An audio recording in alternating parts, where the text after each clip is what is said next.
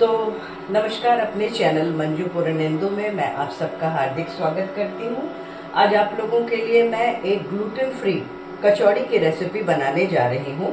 उसके लिए मैंने इस कप से 1 कप पानी डाला, उसमें नमक डाला, चिली फ्लेक्स डाला और अब मैं उसके अंदर चावल का आटा डालने जा रही हूँ। उसका रीज़न ये है कि चावल का आटा कभी भी नुकसान नहीं करता किसी को भी, और आप सभी को पता है कि ये ग्लूटेन फ्री होता है। तो मैं ये देखिए, इसके अंदर मैं चावल का आटा डाल रही हूँ और इसको छान के डालूंगी। उससे फ़ायदा क्या होगा कि अपने आप ही ये स्प्रेड होता जा रहा है। थोड़ा सा आधा कप और डालूंगी।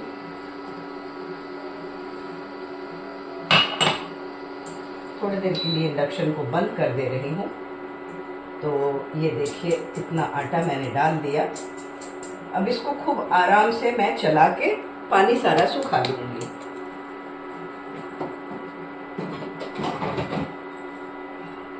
तो अब इंडक्शन फिर से ऑन कर दे रही हूँ।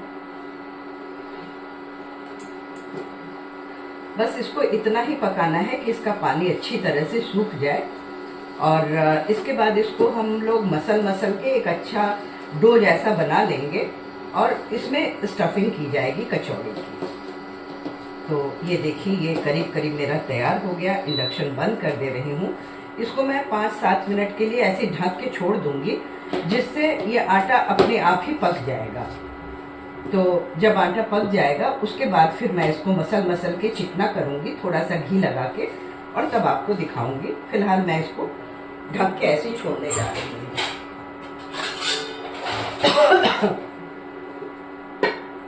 तो चलिए, इसके लिए मैं अब आपको और दिखाती हूँ। ये मैंने मूंग की दाल भिंगा रखी है, जिसमें से मैंने छिलका बिल्कुल भी नहीं निकाला है। मैं आपको करीब से दिखाऊं। ये देखिए, इसको मैं मिक्सी में बारीक पीसने जा रही हूँ और पीस के फिर आपको दिखाती हूँ। तो ये देखिए, दाल मेरी पिस गई, थोड़ी दरदरी पीसी है मैंने। अब इसमें डालने के लिए मैंने कुछ मसाले निकाले हैं। ये है जीरा, ये है धनिया, काली मिर्च, सौंफ और बीच में हींग रखा है। इसको मैं खरल में मोटा मोटा कूट लूँगी। अभी आपको कूट के दिखाती हूँ। मिक्सी में अगर मैं मसाला ये पीसूँगी तो ये एक तो गर्म हो जाता है, दूसरे से खुशबू भी कम हो जाती है। तो इसको इस तरह से करके मैं मोटा मोटा कूट लूँगी। बस हो जाएगा तैयार मेरा मसाला। तो देखिए, चावल का आटा मैंने इसमें निकाल लिया। अब इसमें थोड़ा सा अजवाइन क्रश करके डाल दे रही हूँ, और हाथ में बिल्कुल ज़रा ज़रा तेल लगा के मैं इसको चिकना होने तक मसल दूँगी। अभी गर्म है तो ये बहुत अच्छा डो बन जाएगा। ठंडा हो जाएगा तब इसको डो बनाना मुश्किल हो जाता है।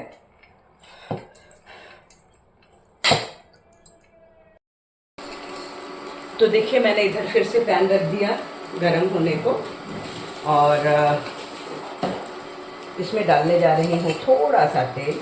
ज़्यादा तेल नहीं डालूँगी, जो आप सबको पता ही है कि मैं थोड़ा कम ही तेल डालती हूँ।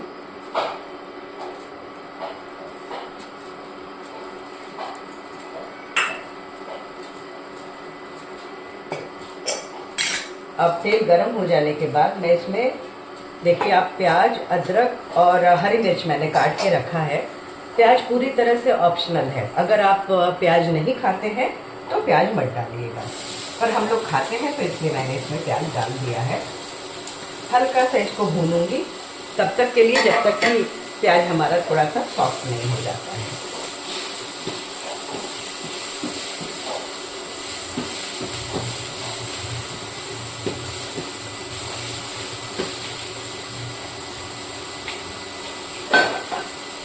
अगर मैं इसमें नमक डाल देती हूँ तो प्याज जल्दी सॉफ्ट हो जाएगा, तो मैं इसमें नमक भी डाल ही दे रही हूँ।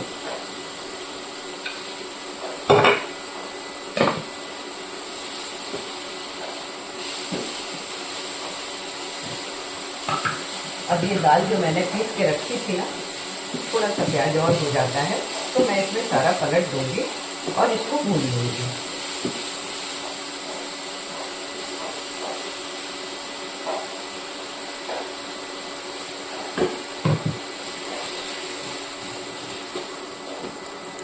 अब इसमें जो मैंने आपको मसाला दिखाया था उसको भी मैंने दरदरा कूट के रखा है, ये देखिए।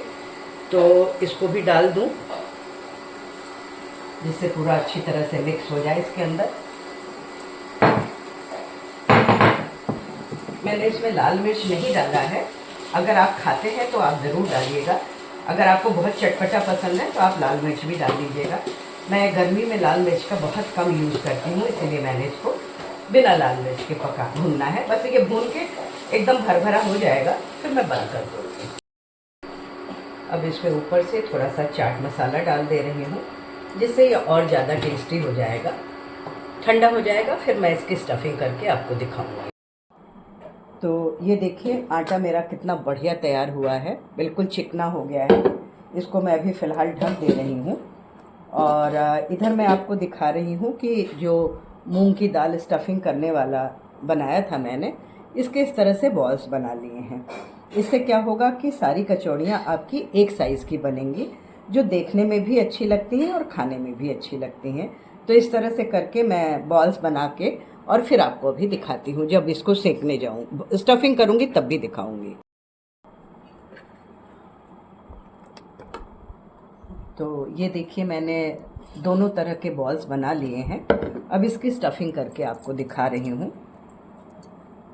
तो एक छोटी सी कटोरी बनाइए इस तरह से करके।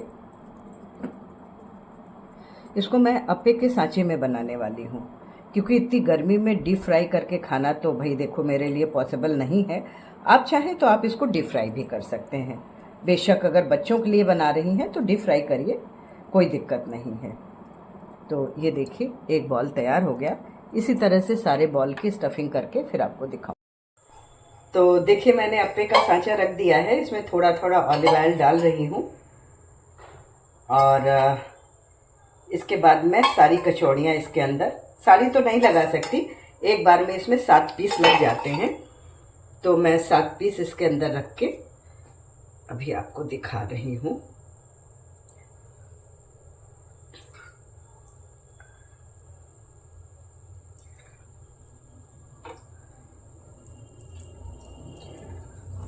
इसको ढकना नहीं है, ये ध्यान रखिएगा, क्योंकि चावल का आटा तो ऑलरेडी आपका पका हुआ है। बस इस तरह से करके इसको खुला रखते हुए ही उलट पलट के हमें सेकना है। सिक जाएगा तो फिर मैं आपको दिखाती हूँ। तो ये देखिए हमारा तैयार हो गया फर्स्ट लॉट। अब आप ये बताइए कि अगर हम बिना फ्राई किए अप्पे के सांचे में इतने कुरकुरे और इतने अच्छे खस्ता कचौड़ी बना सकते हैं, तो फिर हम डीप फ्राई करके क्यों खाएं। सेकेंड लॉट भी मैंने लगा दिया है। अगर आपको एक मैं आपको भी दिखाऊंगी भी हाथ में उठा के। आपको आवाज़ सुनाई पड़ रहा है? तो मैं इतना ही कहना चाहूँगी कि अगर बिना फ्राई किए हुए इतनी हेल्दी रेसिपी हम बना के खा सकते हैं, तो फिर हम इसको डीप फ्राई क्यों करें।